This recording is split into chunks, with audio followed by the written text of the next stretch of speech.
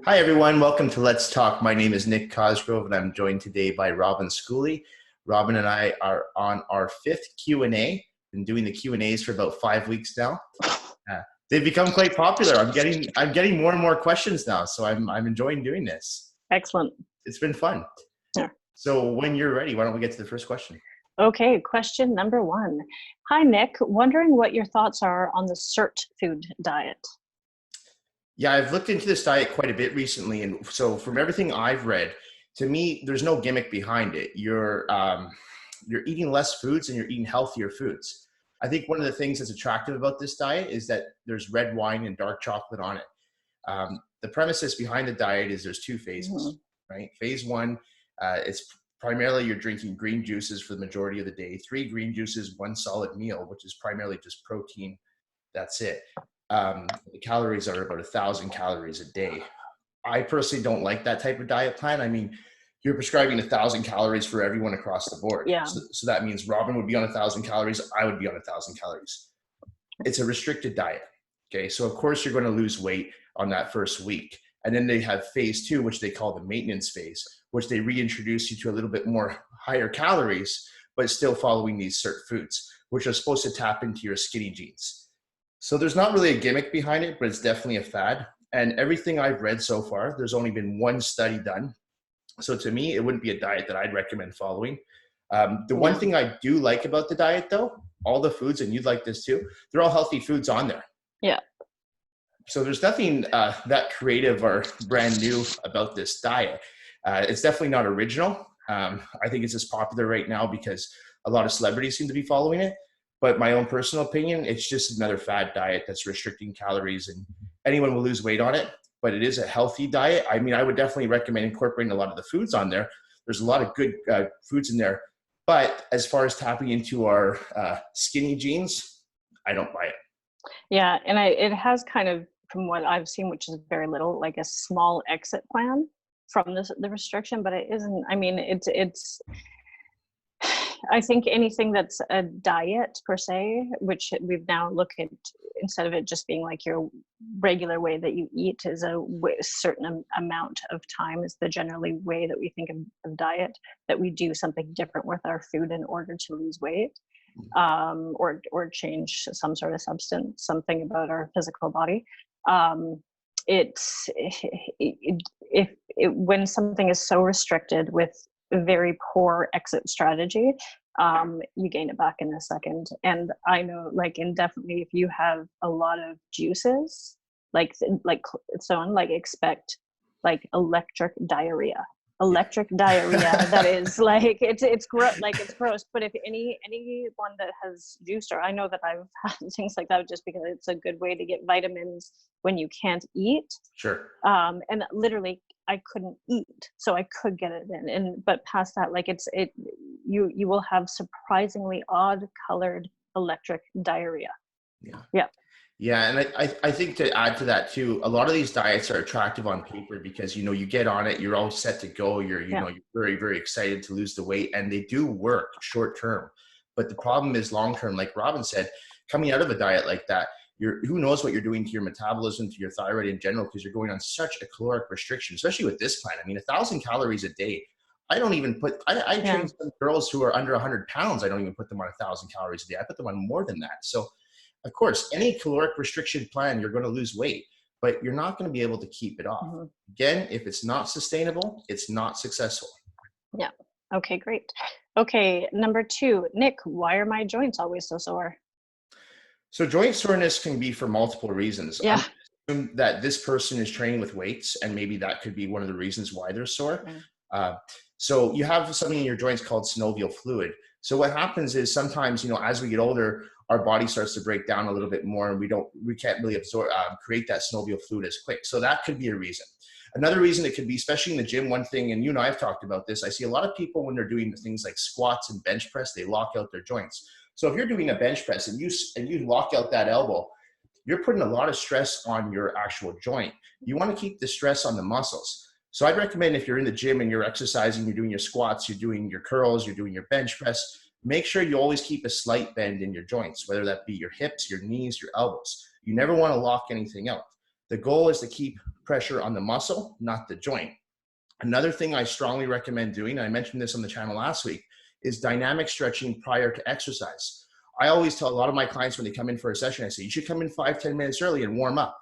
And what I mean by that is performing dynamic stretching, movement, not static stretching. And that will help lubricate the joints and get you all warmed up. A quick speed walk on the treadmill, moving around your arms, rotating your shoulders, just anything that provides movement. So that's what I'd recommend. Yeah. Sore joints can also be from diet stuff too, as you know, too. So, I mean, it's a wide open question. So I think it'd be a further look into lifestyle. Yeah. Like, anything. I mean, you've had your fair share of joint pain in the past and current. Yeah. So, it could be multiple reasons, but again, before someone says, oh, maybe it's arthritis or tendinitis or bursitis, I would look at those things first, because I look at the way that you're training and make sure you're not locking out your joints. And like Robyn said, look at your diet and make sure to incorporate some dynamic stretching as well. Yeah. Anything that causes inflammation is not good for the joints as well. Yeah, sugar. Yeah. Okay, number 3. Hey, Nick, you mentioned in your blog this week that you used to be overweight as a kid. Where are the photos to prove this? Exclamation, question, winky face. They exist. Funny enough, so when I was cute. Well, cute. They're not cute. So cute. When I was writing that blog, you remember, I texted my mom. I said, hey, can you send me some photos from when I was a kid? And my mom didn't get back to me right away. So by the time my mom did get back to me, the blog was already out. So I plan on releasing a photo this week of me as a fat kid. So you will see it. I was a fat kid. It does exist. Robyn has seen these photos. So he's adorable. He's so cute, always handsome, and always a smirk and a smile. So I think a lot of people don't believe that I was overweight, but yes, I was as a kid. I was overweight. I was possibly the fattest baby ever. I'm one of the ugliest babies. Oh my God, I can't believe you said that. I was adorable. I was so cute. Just really round, but it that was gone in about 6 months. Totally different. But Nick was incredibly cute, always. Okay, number 4. Hi, Nick. Why don't you drink alcohol? Doesn't offer any benefits to me. The main reason I don't drink alcohol is, I work a job that requires me to get up at 5 a.m. I don't want to be hungover. I train 6-7 days a week in the gym. Alcohol doesn't help me. It's just extra calories, extra sugar. I don't see any benefit to it. So if it's not going to help me, it's not in my diet. Do I want to sit back and enjoy a drink? Not really. I used to drink a lot when I was younger, when I was a teenager, early 20s, and I gave it up. Yeah, and you know what? I don't drink if you're a teenager watching this, but I mean, all teenagers when they're young, they get in bad habits. But no, it doesn't offer any benefits for my lifestyle now. And Robyn doesn't drink either. So we talked about this before. For either of us, I don't necessarily miss it. Do you? No, and I don't think I was ever big. I think I definitely in my early 20s had a few rough nights or so on. But I was never quite like socially. And then just as my health started going, I think where I feel it the most is, especially in Vancouver, there's so much where I feel like a lot of the social, obviously not right now, is eating and going out. Yeah. And going out, people do you want to go for a drink? Do you want to come over, a glass of wine or something like that? And I feel absolutely, I'd love to go out with you. And even I have such a restricted diet, so it wouldn't even be going out to eat. But I feel when you say I don't drink or something, that it's either people assume that there's a heavy background with it, which is why I think some of this question might come from. There's no there's no necessary alcoholic background or compulsion or anything like that. But there's no real story or anything exciting. It's just a lifestyle choice. But I feel like there's also people feel judgment. Yeah. It's if they have a glass of wine or, whatever, then but I know for me, I'm I don't care, do whatever. It's, if I'm hanging out with someone and they get sloshed, I'm okay, well, I mean, A, it might be hilarious, or B, whatever. I don't particularly care. Yeah. But I think it's where socially, and often people have that reaction of oh, okay, I won't either or something, which is okay. Maybe they don't feel pressure to then, or maybe they feel pressure not to. And that's, I think, the only time that I think that's the only time that I've ever had concern with it is, or like have any sort of anything with it, is more just making others around me feel comfortable. Yeah. You know, like, Yeah. yeah, that's, and it's funny that it's a thing, but it like at age close to 40, that it's, Close like to there's 40. still so, yeah, thanks, honey. Still social pressure, but in a different way, more like we want to take care of those around us and make those around us feel comfortable. But yeah. Oh, and you're right. And, you know, like Robyn said, we don't really have an exciting story behind it. No. It's not even for aesthetics. For myself personally, it's really not. It makes me feel like crap. And, you know, my job, I need to be at a top level of performance. You know, I have to be as on it with my clients. I have to be on it on the computer. I have to be answering emails. That stuff just slows me down. I really think a lot of it has to do with the sugar. And I just found, you know, I gave it up and I haven't missed it. Yeah. You know, never go back to having a drink or two. I'm not against alcohol. It's just for myself personally, it doesn't fit my lifestyle right now. Yeah, no, it's, no missing it at all. Okay, number 5, if you could only take 3 supplements for the rest of your life, what would they be? That's easy. I don't even take that many supplements to begin with. Mm-hmm. So if we're excluding whey isolate protein powder, my top 3 supplements that I would take: vitamin C, vitamin D, and omega-3s. Those were the only 3 that I could take. Those are the supplements that I would take. Yeah. And if you're not too sure why I would take those, I suggest you go back to, I think, episode, I want to say 22, where I talked about my supplement stack. Yeah. And I know for me, because I am mostly plant-based, I do add vitamin B to my diet. And Nick and I differ on the effects of vitamin B. I believe it gives you a lot of energy. Yeah. He believes it improves mood. So, I mean, both in theory. Reduces stress. Yeah. I think vitamin B is great. I live with him.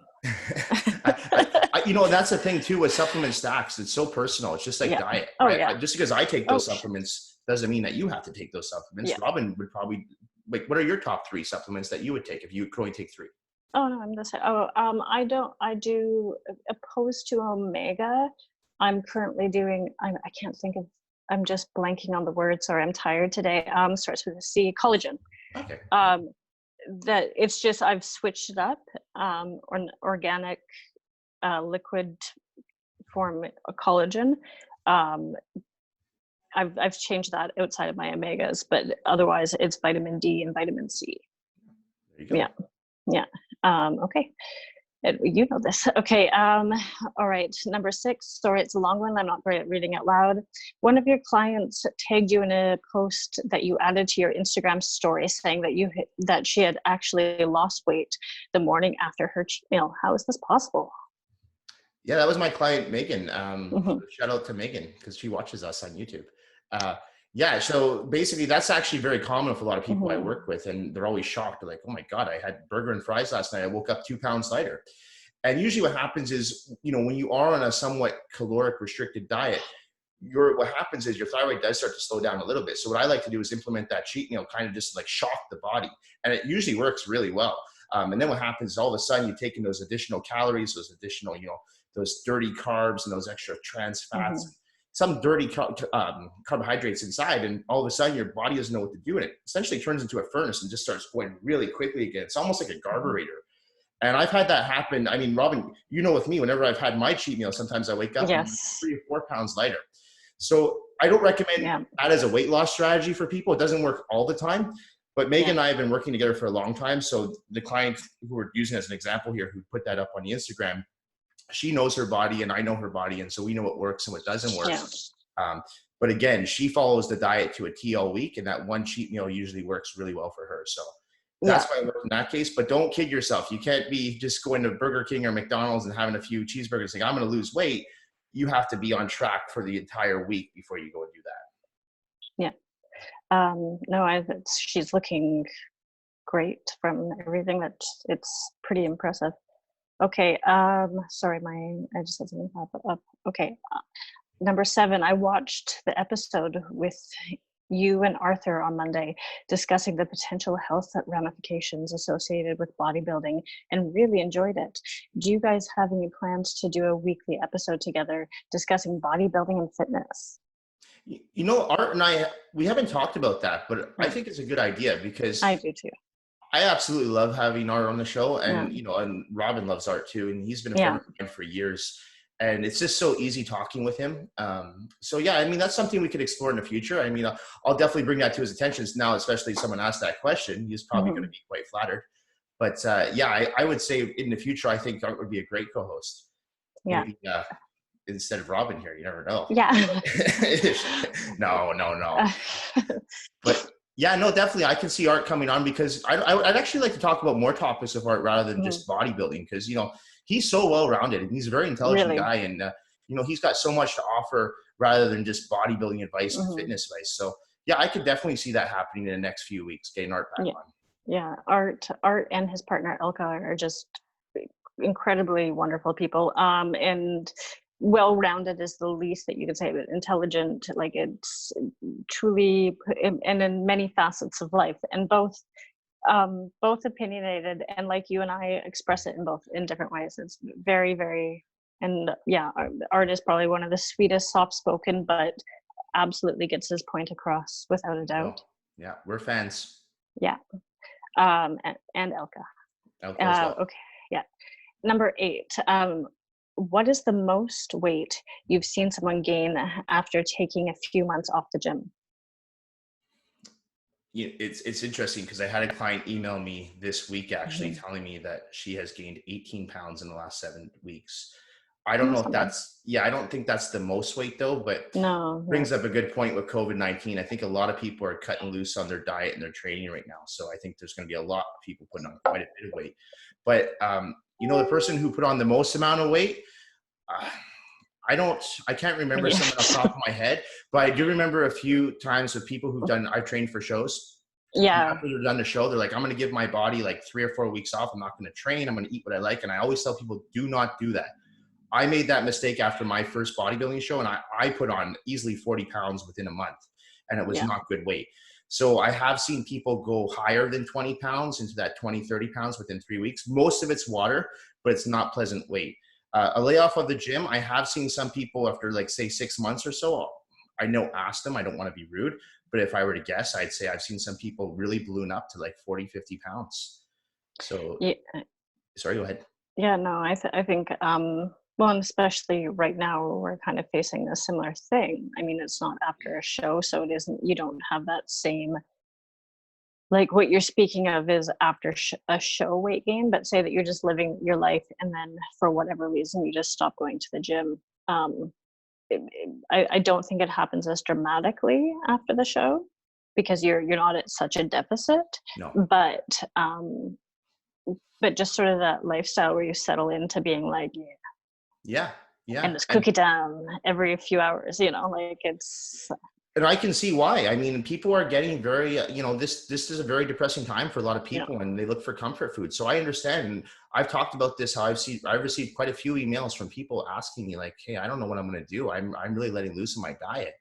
You have to get control of that diet. You can't. mhm. One thing you control right now during COVID-19 is what you put in your mouth. Yeah, but I mean, I think stress eating is a very, very common thing. Yes. Yeah, and it is, and comfort eating, but it's okay to do that. It's just doing it within reason and manipulating recipes, to make it work. Yeah. Yeah. Um, okay, sorry, I didn't mean to interrupt. Again, number 9. Ironic. Where can I find Robyn's recipe for her chocolate chip oatmeal cookies that you posted on Instagram story last week? That's all, Robin. Yeah, I can put something up. I think those ones, so that like there was most of my stuff more because I don't want to keep like stuff in the apartment, and there's limited space. So anything that you want to be able to use, you want to be able to use multiple times. But I think it was just mushed bananas, oatmeal, protein powder. I particularly use a type of chocolate chips if I can get my hands on them. They're called Lily's. They're sweetened with stevia. And I actually think that was it. Like it was, like water. Yeah. Well, peanut butter, a little bit of peanut butter. Yeah. Yeah, if you ask Robyn to actually give you measurements, she can't do that. She never measures anything. Unlike me, I try. I weigh everything out. Robyn doesn't do that. She just kind of eyeballs it. But the one thing I do want to talk about with those cookies, because I watched her do it, she cooked them in less than 15 minutes, and there were very little ingredients involved, which is always a good sign. The less ingredients, the better. But also the quality of the ingredients. And I mean, those chocolate chips that I'll actually put up a link to those chocolate chips, because I don't know if many people know about them, but they're like, well, the brand makes actually quite a few, like they have chocolate bars and everything like that, and they're so it's a good brand. They're delicious. Yeah. And they are sweetened with stevia, so it's very there's no added sugar to it, right? There's no added processed sugar, so that they're great. And I know they were fantastic. Yeah. And I'm not sure, but those dark chocolate ones are actually vegan too. There you go. So the dark chocolate, but not the milk chocolate ones. They're probably on the Sirt diet. Maybe. Okay. Who has been your favorite guest to have on the channel so far, and why? Robyn. No. I don't actually have a favorite guest, and I'm not just saying that. I've actually enjoyed talking to every person that's been on the channel, because everyone's got these different perspectives. Everyone has these different jobs, and I've interviewed people who are in the fitness industry. I've had a few people on the show who are outside of the fitness industry too, like arts in the legal industry. So I've had people who I like different areas too, which is really interesting. So some small business owners, and during COVID-19. Pretty much every single person I've asked to come on the channel has agreed to come on with no issues at all. So that's been really great. So I don't really have a favorite person. I've enjoyed talking to everyone. Yeah. And he's not trying to be cute or anything by saying this.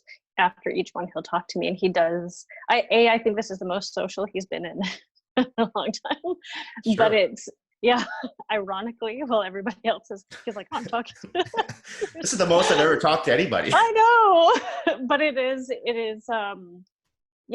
excited after each one, and as he's like, nobody has one note, so there's not just all X type of person. And lots of industries, lots of people, and I think that's cool. Yeah, and everyone has something to offer, and there's never been any forced conversation, which I find it's very easy to talk to everybody, and that's the thing, and that's what I think we're missing as society now, is everyone's texting and DMing, and not many people are just talking. So that's been a benefit out of COVID-19, is I'm actually talking to a lot of people, some people who I haven't even talked to in like over a year. I had Nicola on the channel yesterday, an old client of mine. I really enjoyed that. Yeah, and she's in Nova Scotia, and I mean, I hadn't seen her in 5 years. And we just talked, like we just left off where we started talking where we left off. So it's been great. Yeah, no, it was a great interview. Okay, yeah, everybody. I like everybody. Number 12.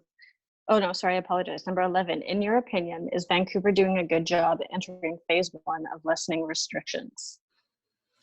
Got to be careful how I answer this question, because here's the thing: is I'd like to say yes, but the reality is I don't think we are. And the reason I say that is, okay, this past weekend we take, for example, I see these photos and I see videos of people at the beach and people on the seawall again. And this is not going to help us get to phase 2, in my opinion. We're not practicing social distancing. If you think going to the beach is a good idea, and I'm 6 feet away from this person, it's the walking past people, it's the groups. I saw groups of teenagers in photos, like 6 or 7 of them. There's no way that they all live together. So and I know they say, well, we can get groups of 6 now in Vancouver, but I don't think that's meant to have, big parties or barbecues at the beach. Yeah, it's still, so one of the ways that it is spread, and I'm by no means an expert in this, I'm just regurgitating what medical professionals and coastal health professionals and so on have said. It can come out of your body and stay on a surface. Yeah. So one of the things, and this is why it has, and not an expert, really regurgitating, but this is why it's kept me away from so many things, and why I kind of look at them like, I just think I think we're all getting a little cabin fever. And it's like, oh yeah, it's lessened, but then we forget why it started in the beginning. Like the overall is because the way it has spread is so easily spread. And what we want, like something can come out of your body because we're all a little disgusting, like a little toot that has a little poop particle in it, or like poop particles, a little poop particle, a little, whatever, like a little like snot, a little whatever. and it stays on the ground, and then we've got kids, English Bay and all those sort of areas. It stays on that like a part of grass for however long, and those people get up and leave, and another person goes, puts in, and just touches their face, like it's just a very human nature. But that is how it happens so easily, so fast. I think as the things are lessening, great, like let's get it so we can open up some of our stores, or whatever we can, so we can get people back working somewhat, so we can get some action in our economy, because that's the last thing we want. And yeah, absolutely, like the idea of cabin fever to save some sanity, sure, but I definitely those large gatherings in public places, and yeah, like I saw like a bunch of friends high-fiving, and I'm like, what? Like, but it is like different choices that we all make along the way, but like be able to track where you've been, still keep it within close proximity. Don't sit at the beach for hours. Again, not an expert, regurgitating, I really don't know. But that's just like truly just regurgitating what I've been told by like very high up medical professionals. I think it's easier for Robyn and I to kind of stay in and not go out, and because we're not people who like, we don't go out. But here's the thing, we don't need to have constant stimulus. We don't need to go to the movies. We don't need to go to the beach. Like, we're being told to practice social distancing, stay at home as much as you can, stay in a group of people who you're close with. And that's what we're doing. And, as a business owner, I'm thinking, not only as a citizen, but as a business owner, I'm thinking, okay, I need my business back up and running at full. That's what I think too. Yeah. So I can't afford to go, hey, I want to go to the beach and hang out. No, I'm thinking the more I listen to, Coastal Health, Dr. Bonnie, in Vancouver, we have Dr. Bonnie, who we listen to, the better off I get closer and closer to reopening my business. So from a business perspective, I'm thinking not only as a concerned citizen, but just as a business owner, I'm like, no, I'm not going to screw around. I don't need to go to the beach. So, that right there, do I think Vancouver's doing a good job? We're less seeing the numbers, so I'd like to say yes, but what happens when the borders open, and what happens when less and less restrictions come, I worry. So right now I'm thinking no. I would give us on a grade scale, I would give us a C right now, personally myself. Yeah, but it's, I mean, I don't know. I don't think either of us are really expert to necessarily talk on it. And I think any action that we get in our economy is best and foremost. Okay. And then all those sort of socializing things are kind of secondary. Yeah. Why don't we? Okay, sorry, honey. Number 12. What is your opinion on sports drinks such as Gatorade and Powerade? I think they're pure garbage. Yeah. So one of the reasons why people think, oh, maybe I should drink Powerade or Gatorade are for the electrolytes. So the first thing I tell my clients is, if you truly need to get electrolytes in your system, just go get electrolytes. They're calorie free. You can add them to your water. They're actually tasteless too, like true electrolytes. So, the problem with taking things like Powerade and Gatorade, A, they're loaded with carbohydrates, right? And B, they're also loaded with sugar. So I know they have lower sugar, low calorie Gatorade and Powerade on the market now, but personally, I mean, myself, no, I don't drink that stuff. I think why not just have pop? So I'm not a big fan of those drinks. I never have been. I know what's in them. Even when I was a teenager, I always refrained from drinking them when I was working out. I knew what was in them. So I thought, you know what? I'm not going to have that. I'd rather just have a Coke. It's not any better, but it's not any worse. Yeah. I know sometimes I get very, very, very low electrolytes, and I actually buy the children's products. Yeah. Because they're easiest to go in, and there are some unflavored, and there are flavored. When you get flavored, you do start to get calorie and so on. Yeah. But it's not much, and I generally go Pedialyte is the brand that because it's just gentle. Yeah, Pedialyte's great. I recommend that to a lot of my clients. Yeah. Okay. Number 13. Is there much difference between chicken breast and chicken thighs? Chicken thighs are cheaper and taste much better. They're cheaper because they're not the same quality of meat. They taste better because they're a fattier version of the meat. So there is a huge difference. You're kidding yourself if you think chicken thighs are equivalent to chicken breasts. Look at the macronutrient value. Look at the protein value of chicken breast versus chicken thigh, and then look at the fat content. Okay, there's a reason why chicken breasts don't taste as good. They're very lean. You can make your chicken breast taste really good. I mean, Robyn makes the chicken taste fantastic. So it's, using spices and stuff like that. But no, chicken thighs and chicken breasts, you can't say one or the other. I don't ever recommend chicken thighs to any of my clients, ever. Yeah, no, spot on. Okay, hi Nick. Hi Nick and Robyn. Do either of you have any tips dealing with depression during COVID-19? I find that since my gym is closed and I can't exercise as much, I'm feeling more than usual. Okay, well, let me answer my opinion, and Robyn can give maybe what her recommendation is. My recommendation is try your best not to break routine. So yeah, if your gym is closed, I mean, that's going to affect your routine, but that doesn't mean it has to break your routine. Whatever time of day you would normally train at, let's say you train at like, say, 7 in the morning. Well, replace that time with something else that you can do activity wise. Maybe a circuit training in your house. You can do an ab circuit. You can do a cardio circuit, something to get moving. Maybe a walk outside, but again, maybe do it away from people, like somewhere secluded, not on the seawall or not where a bunch of people are going to be. So I would say it's very important to stay on your routine. And that's the one thing I talked about the other day is I still get up at 5 a.m. every day. I mean, I still work. I make sure I keep myself working. I keep my brain going. I don't just say, well, it's a day off. I'm not treating this as a vacation, which I think a lot of people are doing. If you're in vacation mode, it's going to be very hard to get back into work mode. So my recommendation, I mean, I'm definitely not an expert on mental health. So don't get me, I'm not saying do this to cure depression. Obviously, if you're suffering from depression, you should go see a professional. But what I'm doing right now is just to stay on track with my routine. And that's really keeping me sane throughout all this. Yeah. And I think a lot of people's routines are gone because they're gone. Like their jobs are gone, which is a huge, like it is depressing. Like it's hard. Yeah. Like there's all of a sudden one day there's a change. Yeah. And it did come like one day there was a change. Yeah. And that's complete reason to. So I think what you're saying more is create a routine than stick to it. Yeah. You're getting up at 5 a.m. in the morning still and doing whatever, like you're a little crazy.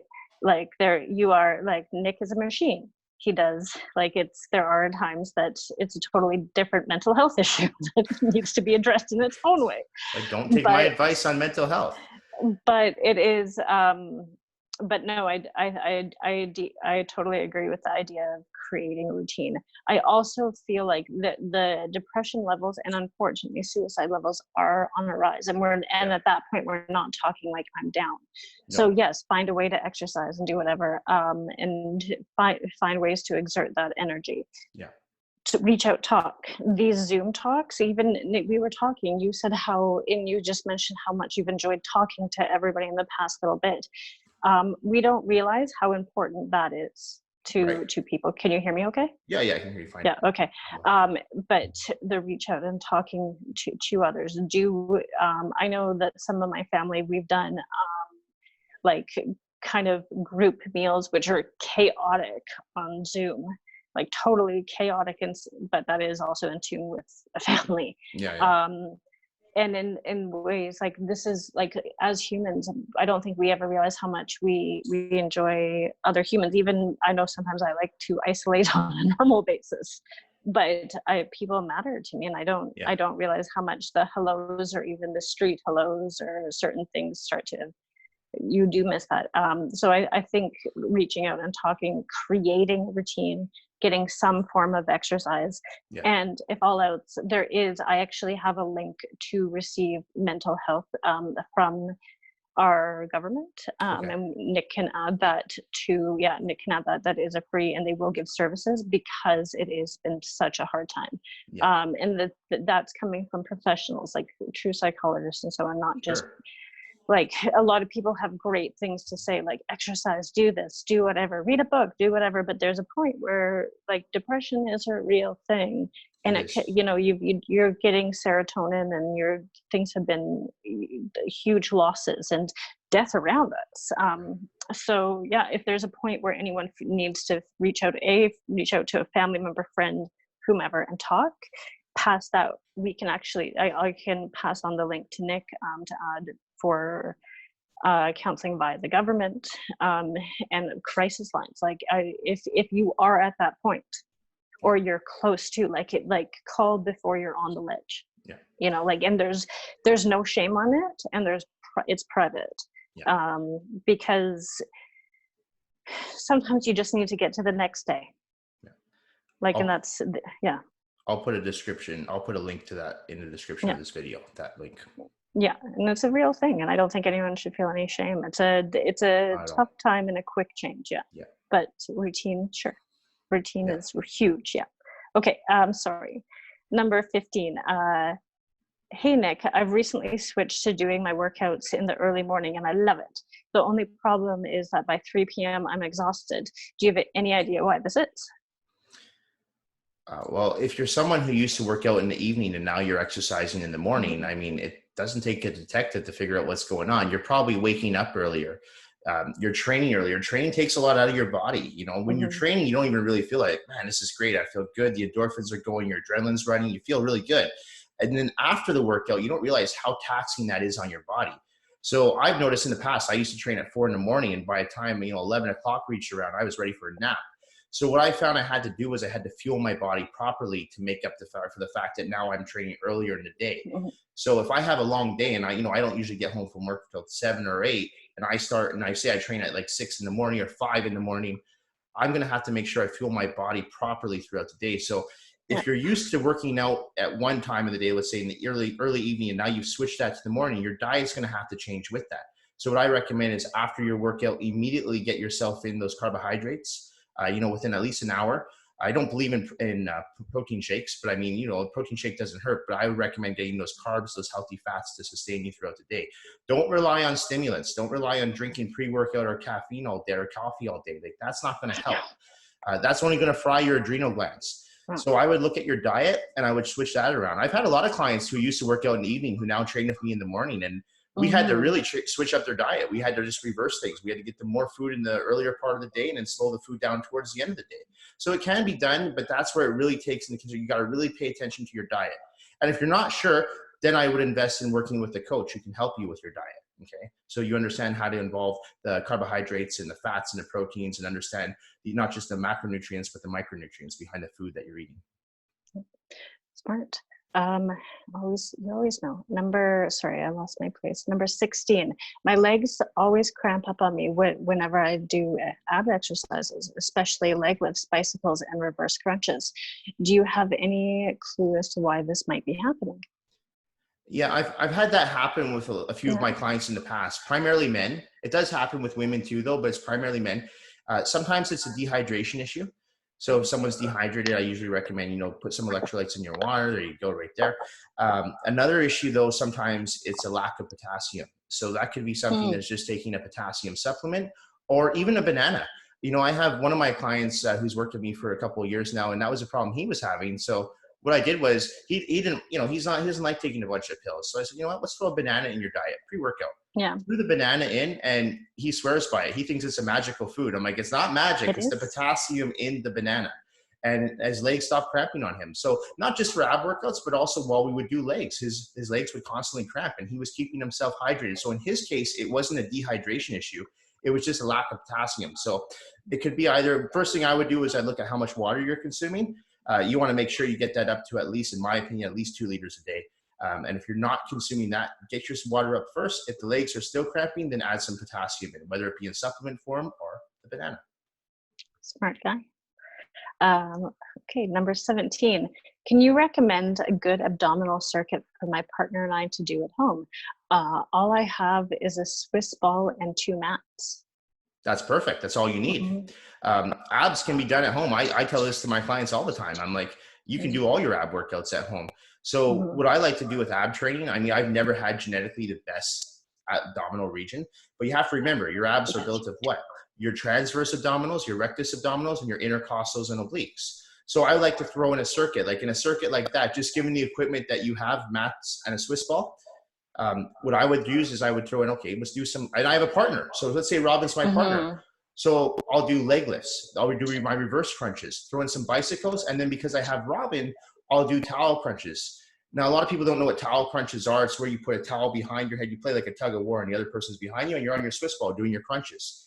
Gives you that good resistance. All of my clients know this exercise. So if you're watching, you know what I'm talking about. Robyn knows what I'm talking about. I've actually put a video of this on our Instagram account. Did you? Okay, yeah. I was going to say maybe you can put a video up of that, because it is hard to understand. But yeah, it is. And so effective. It's very effective. Yeah. And the thing with ab workouts, I personally don't, and you, again, talk to any of my clients, I never spend more than 5, maybe 10 minutes training abs in a workout. And the reason why is because if you're training properly in the gym, you're using a lot of your core strength already. So, you know, twist a quick 2-3 sets of abs and then that's it. And, you know, the way we hit the abs, and Robyn can tell you, because we do ab circuits, it's enough. Those 5 minutes, that's more than enough. So again, what I would do is your combinations. I would focus on doing like a combination of, let's say, leg lifts, reverse crunches, followed by bicycles, and then throw in those Swiss ball crunches. If you're not sure what those look like, go to my Instagram account. There's a video up. Yeah. And I think something like we might be getting too far into it now, but a really interesting thing that you and I have talked about that you've explained is generally that no need to ever use, and this is, I'm really poorly using Nick's words. No, you like don't use weights while doing abs, because weight training, you'll explain it better. This is very layman's, but you don't want to build out in general with abs. You want to core strengthen, stay in, because I don't think anyone wants to, like, as we increase our weight and muscle, we generally build bigger muscles. Exactly. And that's the last thing you want to do with most people want to do with their ab section. 100%. If you don't want a protruding abdomen, do not use weights when you do abs. I see guys in the gym taking a plate and they're doing those side crunches on their abs. I used to do that when I was 15, but I was 15. Now I realize I don't want my intercostals and my obliques to grow outwards. I don't want to look like a square. I want to have a nice V taper. So, and again, you don't want to, you don't want to risk a hernia or something like that. So you want to make sure you're training smart. So with the abdominals, I don't recommend using any weight at all. You can use some resistance with the towel crunches from your partner, but that's not weight. Okay. So you don't want to get blocky abs. You don't want to have a blocky midsection that protrudes out. You look like a Ninja Turtle. Smart. Okay, number 18. Sorry, I'm going to get tongue-tied while I'm saying this. I apologize. I watched your weekly check-in videos last week, and I was wondering if your online clients are allowed to check in with you. I was wondering if your online clients are only allowed to check in with you once a week. Do they have to wait until Friday morning if they have a question, or if can they ask throughout the week? No. So my online clients, let's say they're working with me on a 12-week nutritional plan or training program or both, they have me as their coach for those entire 12 weeks. They can email me at 2 in the afternoon, at 2 in the morning. Doesn't mean I'll get back to them right away, but I always get back to all my clients within a 6-hour period on emails. They all know that. So yeah, I'm their coach for the period of time that they booked me for. So they can contact me any day of the week. The reason why we do the weekly check-ins, and with some clients I do bi-weekly check-ins, so they'll send me 2 check-ins depending on where we are, if they're prepping for a bodybuilding show or a fitness competition or a wedding, whatever it is, we do more check-ins. I don't tell my clients just wait until Friday, and if you're having a problem, we'll deal with it then.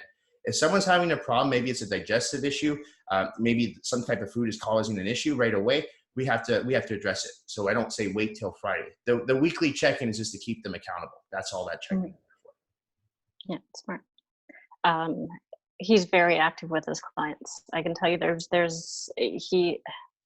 to me, it's annoying. I think you guys are great and I'm so proud of his business, but he looks at his phone in different ways. Like he won't ever allow it to go really past an hour unless he's actually sleeping. But even then, I know there's times where he gets the night and answers questions. Like you care a lot, more than people realize. Okay, sorry, number 19. Robyn, what's it like training with Nick as your training partner? Does he constantly try to correct your form? Do you want me to? Yeah, it's for you. So it's great. I've learned so much. And I think as we've come on in one of the very first, actually the first time I trained legs with him, leg day part 1, what would take us now together like 40 minutes to get through, I think took like 2 hours, because he taught me and I was just like drenched. And I went back to my home and I sat down in the shower. Like it was like, whoa. So I think building up to where we were, he did more so, but now we're at the point where in theory I should know. Now I'm saying in theory because I do so much stuff wrong all the time. Nick and I are different. We don't always train together, but he is, as I said, a machine. Nick does it as it's meant to be done or how he's decided to get it done. He does it that way every time. He never doesn't do it that way. And sometimes I have other stuff in my head, or I screw something up and there's just whatever, or my mind gets off, or I start doing something different. And no, he doesn't always constantly, because when we train together, it's his training time too. So sometimes yes, sometimes no. If I'm doing something that's hurting myself or whatever, but it's not that he doesn't see, because sometimes we'll get home and I'll be like, this is really hurting. And he'll be like, because you did this, this, this, and this, and this. He sees 100%. But there's also a point too where he also knows, like, I'm still getting results, I'm still getting whatever. And I think just for safety of our relationship, I think there's a point too where he's just like, okay, I'm just gonna let some stuff ride, because like, I don't want to talk about this for an hour when we get home. Like, you know what? If it's important, or if it's hurting me, or if I'm complaining about something, then yes. Or like if I ever have a question, or he's decided to create a new exercise, there's lots of times where he's like, oh, I've got a whole new training set that I dreamt of last night. And I think, and then we do it together the next day, and it's a long workout because he's created something and he wants to do it and he wants to test it out. And it's long and it's hard and it's always better, but it's always harder. You always see more results. But in general, no, unless I'm causing myself injury. In the beginning, yes, but we're now 5 years along the way. So if I'm doing it wrong, it's really on me, and we're doing something together. Like if, but if I ever ask a question, then he's there. Yeah. And just to add to that too, I actually sometimes don't even correct my clients, and like people are like, that's a bad trainer. And let me explain. One of the reasons I do that, especially my clients that have been with me for a long time, every once in a while, I myself, I break form sometimes. You're tired, you're not thinking, you break form. Right away though, when I see someone doing that, now if they're constantly doing it, I correct it. But right away, I sometimes let the clients who've been with me for 10, 15 years, I let themselves catch it. I go, so how'd that feel? I'm like, something didn't feel right. And then I'll explain, well, instead of using a pronated grip, you use the supinated grip. Instead of bending at 90 degrees, or instead of staying at 90 degrees, you were more at 120 degrees. So right away, when they feel it, they're like, okay, and then they don't make that mistake again. So sometimes you could tell someone something over and over again, but until they actually do it, they'll learn. Now, I'm not suggesting, put yourself under 500 pounds and squat down with bad form. No. We're talking about maybe a bicep curl, with a swing or something like that. So no, as I said, if there's ever anything dangerous, then yeah. Yeah, no, and I do provide a little bit of a longer leash for my clients in that case, because I like people to actually feel what feels right and what feels wrong. Yeah. And also, I think sometimes if you're constantly getting corrected, you're not having a good workout. Like, no, you are professional at this. This is sort of a side thing for me. Yeah. It's what you do it better than I do it. That's just the way it is. It is your profession. In my profession, I would do it better than you, but I could teach you a few little things. Although I do have to say, in this particular area of life, Nick is incredibly patient. It's my own area. Yes. No. Okay. But no, he does not. But when necessary, he absolutely does. And he's, it's 90% of the reason why I'm hanging around him is just to get training tips. There you go. Okay, next question. Okay, number 20. Nick, what's your opinion on Orangetheory? There's a gym by my work that offers classes, and since the COVID-19 restrictions has lessened, I'm thinking of joining. I think a lot of people, because I come down hard on classes like Orangetheory or CrossFit, and it's, or powerlifting. And I actually don't have anything against any type of training. I don't. If it works for you, great.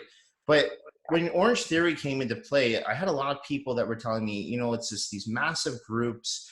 They put you on a cardio station. They put you on a weight station. Now, I understand group training. I get it. But at the same time, these classes are not cheap either. They're not like $5 drop-ins. They're charging like, $25, $30 a person to come to these classes. And per class? Yes. And that's another thing. I've had a few of my clients who just do these drop-ins, and, that's really what I charge for group classes. But the reason I charge that for group classes, my group classes are small. I never do more than 6 to 8 people. If you've got a group of 30 people with one trainer, how is that one trainer supposed to actually go around correct form for everyone? Especially if that one trainer doesn't even know your name, doesn't know your physical limitations, doesn't know your health history. So that's my problem with Orangetheory, is because, again, it becomes a number game. How many people can we fit into that hour? And I've heard that from a lot of people. So that's why I'm able to make that that It's informed. like good business. Yes. And I've talked to a lot of trainers too who've worked for big gyms who are all about numbers. And I've never worked for a gym like that. I always believe in providing a quality service rather than just get numbers and quantity in. So when it comes to Orangetheory, it's not that I'm necessarily against the type of training, but I do not think it's a good idea to go into, especially if you're new to fitness. If you're someone who's been training for years, yeah, sure, go ahead. But again, then why are you doing an Orangetheory class? I think it's a terrible choice for a beginner. Because you're not going to get that one-on-one instruction that you so desperately need. And if you can't afford it, if you are looking for a lower cost, because a lot of people can't afford private training, $80, $90, $100 an hour, the $30 option is a better option for these people. I get it. But again, shop around, because if you're in a group of 20 or 30 people, which I don't think is going to happen now post COVID-19 anyway, but you're not going to get that instruction that you really need. So I'm not against Orangetheory. I'm not against CrossFit. It's just that I'm against these large groups with very complex exercises involved. Okay, you cannot offer good service. Yeah, and isn't Orangetheory the one where you're supposed to get your heart rate to a certain point? So, like, if you have Bob that is maybe 300 pounds and walking gets his heart rate to this point, and you have Joe who is in incredible shape and done whatever, and he could run a marathon and his heart rate would still be here, but they think that it's a very one-stop shop. I think it's totally it's totally like I don't think it's Robyn doesn't have anything nice to say. Well, the particular Orangetheory, and I'm speaking out of a lot of ignorance. I've never been to a class. I don't know. I've kind of read into it, but but like the business scheme is smart. And I actually I don't feel like it is comparable to a CrossFit or powerlifting, because those are actual types of exercise. Yeah. This is just a class that's trying to, and especially I didn't know they were 20 to 30 per class. That's a lot of money. I was actually shocked about that too, but I've looked around. That's not cheap. And I mean, there's some people on here who could correct me and say, hey, I only pay $15 or $10 for my drop. And I would question that too, though, because that's a little too cheap.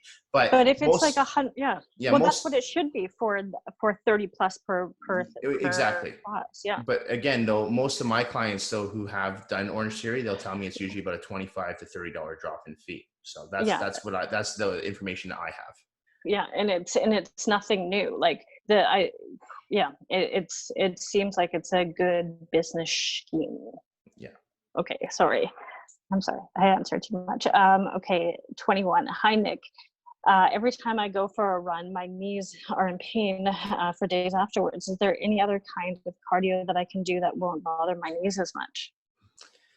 Yeah, this is a common question I get from a lot of my clients, actually, and especially new clients who they associate the only form of cardiovascular exercise with running. And I don't know where that comes from, but myself personally, I used to be a runner. Back in the day, I was a teenager, like in my later teens, I was actually really skinny and I used to run all the time. But as I, shifted over to weight training, I got bigger. I'm 230 pounds, and for me, running doesn't work. It's a little bit awkward. It's a lot of weight bearing down on your knees, especially if you're running on concrete. That's a lot on your knees. You talk to any runner who's well into their 50s by now, they've had some form of injury. I work with a lot of people who used to be runners, and they all have some form of injury. So I'm not a big fan of running. Now, what I recommend usually is a non-weight bearing cardiovascular exercise, such as the elliptical trainer, the step mill, or recumbent bike, something that's not going to put a lot of pressure on your joints. So, I do think if, especially if the gyms are closed right now, it's a good investment to invest in something like that. Like if you can get a stationary bike, you can get off Craigslist or an elliptical trainer. Those, to me, they burn lots of calories and they're non-weight bearing. That's my preferred choice of cardio, is usually the elliptical trainer. I like that. I feel it feels really good on my hips, feels great on my knees, and I get a good sweat doing it. So I don't think running is the only form of cardiovascular exercise that you can do. Also, speed walking. Don't forget with that too. Oh, That doesn't, it's not the constant banging on the knees. So I have a lot of people who just go for walks and they lose weight because it's all about diet. Cardio is always secondary. You should do cardio for your general health and cardiovascular system, but not to lose weight. I think that's just a tool to use, but it shouldn't be your main tool. Yeah. I think the speed walking is a good tip, because I think the running right now, because it's free and it's accessible. Yeah. So, but speed walking, same thing. I think that's a really good tip. Yeah. Okay, number 22, last and final question. Nick, how have you and Robyn been staying in shape since COVID-19? For a few things, actually. We've actually, number one, and I can speak for both of us here, diet. Neither one of us have actually slipped on our diet. In fact, our diets are even better right now. I don't even think I've had a cheat meal in close to a month now. I was saying that to Robyn. I don't count those cookies from last week as a cheat meal because they were healthy cookies. But I haven't had like, my bad cookies or anything like that. So I've actually been able to stay on track with my diet better. I'm less stressed with work, so I guess I'm maybe not stress eating. And as far as my training is concerned, I'm still making sure I get my cardio every day. We go for walks. We're always keeping active ourselves. But again, we're keeping walks in very secluded areas. We're not going again on the seawall or anything like that where there's a bunch of people. Even apartment stairs and so on. We do the stairs in our building. I mean, you can get a good workout, good sweat doing that.